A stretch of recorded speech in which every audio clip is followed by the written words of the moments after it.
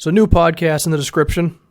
Game 3 of the NBA Finals, and then Kanye West's new album, which has grown on me quite a bit, I will say. We're going to talk about Marvin Bagley, though. And Bagley, to me, is one of the more interesting players at the top of the draft, because it seems like, while I do think he has a relatively high floor because of his athleticism and his size, I do think his floor compared to his ceiling is maybe the most drastic of any of the players here, because I feel like with DeAndre Ayton, you're going to at least guarantee a guy who's going to finish at the basket and grab rebounds. Doncic is guaranteed to be a ball handler and a playmaker. You look at Jaren Jackson Jr., he can defend on the perimeter, he can shoot threes, right? Whereas Bagley, to me, his calling card is his athleticism and his just overall effort level. But after that, I feel like he could end up being a rim-running big man who is just kind of raw but still effective, or he could be a guy who could pick and roll, pick and pop, dribble in transition, as well as bust out some post moves. These are two drastically different players. You know, is he going to be a guy who averages like 13 points, 11 rebounds, a couple block shots a game? Or could he be someone who can get up into the 20s because of his ability to just kind of do everything offensively? So let's talk about this. I think the one thing that jumps out immediately with Bagley in terms of like something he's going to have to work through is the fact that he doesn't totally have a position right now in the NBA. It's funny, as we've embraced small ball fours more, the guys who were like 6'6", 6'7", are they a small forward, are they a power forward? Those guys have all been moved to power forward, but we do still have tweeners when it comes to, are you a power forward or are you a center? Because I feel like Bagley has a center's game in terms of just the way that he can roll to the basket, be great in transition, as well as, you know, have some post moves. But he has a power forward's body because he's 6'11", which is tall enough, but he's like 230 pounds, and he's kind of a slim dude, right? And I feel like if he plays the center position full-time, he just might not be able to deal with it physically. So I think he would have to get stronger, but you don't want him to put on too much weight too quickly because you want him to maintain that athleticism. And I mean, as an athlete, the dude is going to be able to catch lobs. He's going to be able to just overpower, or not overpower, he's going to be able to outclass a lot of NBA bigs and a lot of NBA wings just with his ability to run fast and jump high. I mean, some of those alley-oops that Anthony Davis catches where he's the only guy who can get it, or even someone like a Giannis will have those moments. I think Bagley is going to be in that boat as well. But, you know, if he's not able to match up physically against centers, and he's not going to be able to, like, control the glass, if he's going to get pushed around a bit when he's trying to score, if he's not going to be able to get position on the low post, if he's not going to be able to defend the low post, then these are going to be some problems, right? I think we can move on from that to just his overall defense. There's questions there. Now, he does have the physical profile to be a really good perimeter defender, right? Someone who can defend a few positions, provide help defense, and then close out to shooters. And you would hope that he can also provide some rim protection because of his verticality as well. But with all that being said, I think the mental game is just not where his physical game is, right?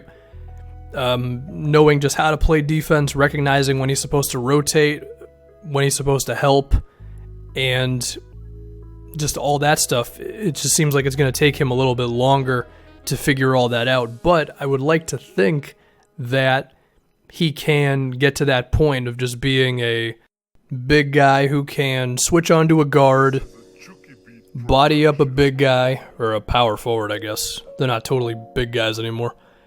And then, block some shots and all that stuff. But we don't know. The next thing we can get to is his offense, right? Now, he's going to be able to roll and do stuff in transition, and he's going to still have, like, some real finishing abilities, because he can just jump over some guys, and he's a good finisher around the rim in general, but I think right now he would be looking at like being a low to mid-teens kind of scorer, which is cool. But if he can develop some certain things like his ball handling, which isn't bad, but it has another level to get to, his jump shot, which is also not horrible, but it's not where it needs to be, then we could see him really becoming a scorer. And the one player who he kind of reminds me of in the NBA right now, at least from like his size and then his play style, is Aaron Gordon. Now, Bagley is taller than Gordon and should probably end up being a better player, but I do think they're in similar boats because with Gordon, you have a guy who comes into the NBA, he's an athlete, has some ball handling abilities, and has had to kind of catch up with the way power forwards are in today's NBA, right? Where you should probably be able to shoot, or you need to be able to go off the dribble and make stuff happen like Draymond or Paul Millsap or so, right? And we've seen that Gordon has kind of struggled with that. Now, it didn't help him that Ibaka was on the team for a year and he got moved to the small forward position. But, like, Gordon just got his three-pointer kind of down this season. And, I think now his future looks a little better. But could Bagley be in for a similar thing where he gets into the NBA and the three-pointer isn't really there, so he doesn't provide the spacing for you? And the handle is good, but it's not good enough, combined with, like, how good of a playmaker would he be, and that kind of thing. It could just create an awkward situation where he kind of has to make a niche for himself. Like, is he going to knock down threes? Because he shot a good percentage on threes in college at 40%, but he only took, like, 55 threes total, and he also shot 62% on free throws. So, as a result, I don't think his shooting is looking beautiful right now. But is he going to make those? And then as a result, the spacing is going to be a lot better. Is he going to go to another level as a ball handler to where he can just beat guys one-on-one? He could be a terror in transition. Or is he going to refine his post skills, get a little stronger? He can attack switches and all that. I don't know. I mean, the thing with Bagley that's so interesting is all of these things are possible. Like, he could improve his ball handling to where he can beat some power forwards off the dribble and combine that with his body control, which is really good, and his size and athleticism to where he could just be really difficult to get, to stay in front of and all that. Could he then also improve on his three-pointer so then you can't leave him open from out there, and then you get a little better on your post game, and then you can attack when a smaller guy's on you, and then suddenly you can just kind of do everything offensively? Or is he just going to be this athlete who makes exciting plays and is still a good player, but leaves you wanting a little bit more? I don't know. I think it's something that is definitely worth taking the risk on, and I think depending on what team he goes to, that could help him out as well. I mean, if he has a point guard who commands real attention from the defense on pick and rolls, that could help him out. If we're looking towards like where Bagley could end up being drafted, if he went to the Grizzlies, then Mike Conley would serve him really well. Also, Marc Gasol can provide some of his own spacing, and we could have Bagley like cutting to the rim off of Gasol post-ups or off of that thing that they'll do when Gasol just stands at the top of the key with four shooters.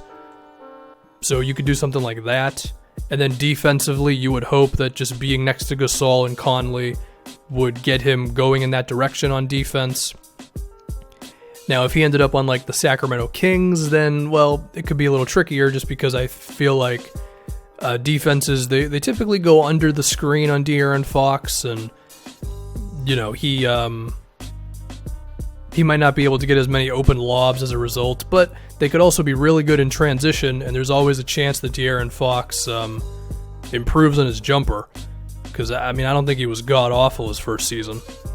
Now, if he ended up on the Hawks, then, he could allow Schroeder to just be better, If you get some better talent in there, then maybe he could be a more efficient playmaker and all that.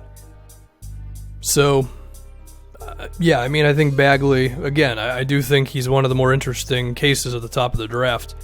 The one thing he does have going for him, there's no questions about his hustle. The dude plays really hard.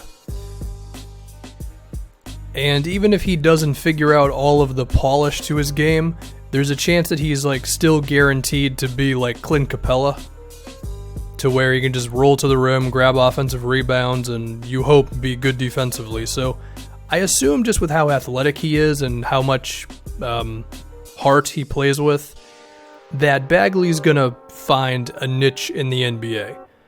But I do think there's a chance that he could end up being this all-world talent who can go off the dribble, pick and roll, pick and pop, score in the low post, and defend multiple positions defensively. You combine all that with his elite athleticism, and I mean, if he filled all that out, then you're looking at like Anthony Davis, which, I mean, he's probably not going to be that because everybody knew that Davis was incredible when he was coming into the draft. So that probably doesn't happen, but he could be a very good player nonetheless.